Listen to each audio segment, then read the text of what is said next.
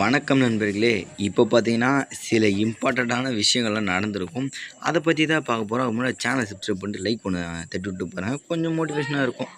First start பண்ணுவோம். இந்த பென்டா versus ரே Phoenix. எங்கே ப்ரோ அண்ணன் தம்பியை சண்டை வர மாதிரி காமிக்கிறேன்னா, நண்பர்களே ரியாலிட்டிக்காகவுமே பிளான் யோசிச்சது நமக்கே தெரியல. ரே ஃபினிக்ஸ் விசஸ் பென்டா தான் நடக்க போகுதுன்னு சொன்னால் நம்புவீங்களா? என்ன ப்ரோ சொல்கிற? ஆமாம் நண்பர்களே, ரே ஃபினிக்ஸ் விசஸ் பென்டா தான் ஃபைனல் டச்சில் நடக்கும்னு நினைக்கிறேன்ல. அதுதான் நடக்கும். ஏன்னா இப்போ கிட்டத்தட்ட ரே ஃபினிக்ஸு ஒன்று தாண்டிட்டார். ரே ஃபினிக்ஸும் அவர் பென்டாவும் ஒன்று தாண்டிட்டார்.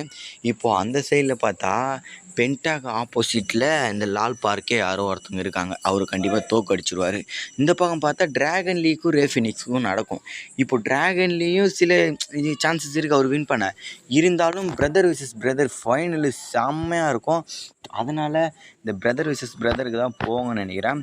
அந்த பட்சத்தில் பார்த்தோன்னா ரே ஃபினிக்ஸ் விசஸ் பென்டா ஃபைனல் நடந்து அதில் பென்டா வின் பண்ணிவிட்டு போயிட்டு ரோமனை ஃபேஸ் பண்ணுறது தான் பிளானேவான். ஏன்னா இப்போ மற்றபடி வேறு யார் மோதினாலும் நல்லா இருக்குது. ட்ராகன் லீக் அவ்வளோ பவர் இல்லை. நல்ல ரெஸ்லில் நல்ல சண்டை போடுவார் தான். இருந்தாலும் ரோமனுக்கு அளவுக்கு ஈடு கொடுக்க முடியாது. ரே ஃபினிக்ஸாலும் ஈடு கொடுக்க முடியாது. பட் பென்டாவால் ஈடு கொடுக்க முடியும். ஏன்னா மக்கள் மத்தியில் ஒரு தூக்கி வச்சு கொண்டாடிட்டு இருக்காங்க பென்டாவை. அடுத்து ரே மிஸ்டீரியோ வேறு பார்க்குறாங்க. தலைவனை கண்டிப்பாக ரோமன் அளவுக்கு ஈடு கொடுப்பாரு. அதனால் பென்டா விசஸ் ரே ஃபினிக்ஸ் நடக்கும். அதில் பென்டா வின் பண்ணுவார். அதுக்கடுத்து வந்து பார்த்திங்கன்னா ஒபா விசஸ் பிரான் பிரேக்கர் மேட்ச் அஃபிஷியல் பண்ணிட்டாங்க. டச்சே பண்ணாமல் மேட்ச் அஃபிஷியல் பண்ணியிருக்காங்க நண்பர்களே. அப்போது பார்த்துக்குங்க மக்கள் எந்த அளவுக்கு இது எக்ஸ்போர்ட் வச்சுருப்பாங்கன்னு பார்த்துக்கோங்க. ஏன்னா இது பேங்கராக இருக்கும்னு நினைக்கிறேன். இதில் பாலெம்மன் தான் முக்கிய குறியே. பாலெம்மன் திகைச்சு போயிருக்காரு யார் பக்கம் போகிறதுன்ற மாதிரி. ரெண்டு பேருமே யங்ஸ்டர், ரெண்டு பேருமே future of the wrestler, future of the champion, future of the western main eventer. அதனால் ஒரே ப்ரொடெக்ஷனில் கொடுத்துட்டு போயிருக்காரு. அங்கே கீழே இறங்கிட்டு போவார்.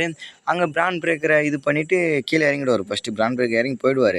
ரெண்டாவது ஒபா ஃபேமிக்கு வாழ்த்துக்கள் தெரிவிச்சுட்டு வருவோம் பாருங்கள். பிராண்ட் பிரேக்கருக்கு போவோம். என்னடா நீ எனக்கு வயசு மேனாச்சு, எனக்கு மேனேஜ்மெண்ட் பண்ணுறியா, அவனுக்கு பண்ணுறியாடான்ற மாதிரி ஒரு கடுப்பு இருக்கும். இருந்தாலும் பாலேமன் பார்க்குறது ஃப்யூச்சரு. பாலேமனுக்கு தெரியும் கண்டிப்பாக ஒபா ஃபேமி தோக்கடிக்கிறது பிராண்ட் பிரேக்கரால் கஷ்டம். ஏன்னா பிராக்கே தோக்கடிச்சாங்க. பிராக்கு தோக்கடிச்சிட்டாருப்பா. அப்போ பிராண்ட் பிரேக்கர்லாம் கஷ்டம் பண்ணுற மாதிரி. பட் பிராண்ட் பிரேக்கர் கான்ஃபிடென்ட்டாக நான் அவனை தோக்கடிப்பேன், நான் தான்டா ஃப்யூச்சருன்ற மாதிரி அவருக்கும் அது ஒரு இது இருக்குது. அதுதான் அங்கே கேள்வி. இப்போது இவர் நினைப்பார் பாலேமன், இப்போ பிராக்கே தோக்கடித்த ஒபா ஃபேமே எப்படா பிராண்ட் பிரேக்கரால் வின் பண்ண முடியும்னு. பட் அங்கே நினைப்பார் என்னடா இவனை தோக்கடிக்க முடியாதான்ற மாதிரி பிராண்ட் பிரேக்கரு. இது ரெண்டுத்தில் தான் போட்டியே.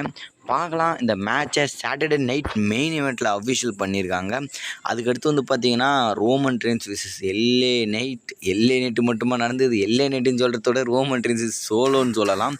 ஏன்னா இப்போ சோலோவுக்கும் ரோமனுக்கும் ஒரு நல்ல ஒரு கான்ட்ரவர்சி போகிற மாதிரி, டீமை போகிற மாதிரி இருந்தது. பட்டு வச்சானுங்க ட்விஸ்ட்டு அடித்து சோலோ வச்சாருங்க ஒரு ஃபினிஷரை ரோமனுக்கு. அவ்வளோதான்.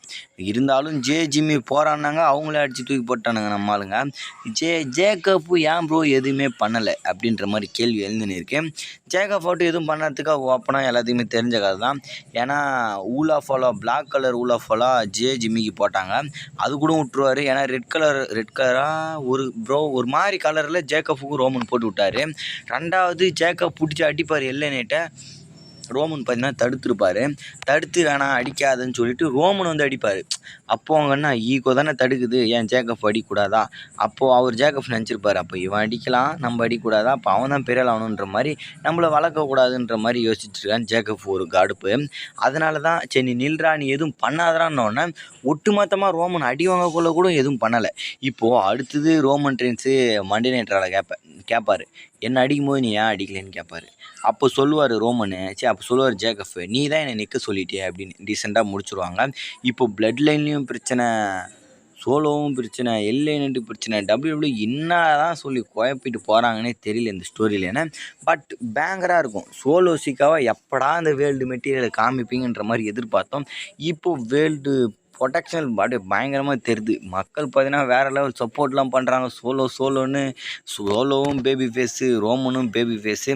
ஒரு நல்ல மேட்சை பார்க்கலாம் நண்பர்களே. இதில் இந்த ஸ்டோரியை கொஞ்சம் நல்லா கொண்டு போகணும்னு நினைக்கிறேன். ஃபஸ்ட்டு சோலோ விசஸ் ரோமனா இல்லை எல்ஏ நைட் விசஸ் ரோமனான்னு தெரியல.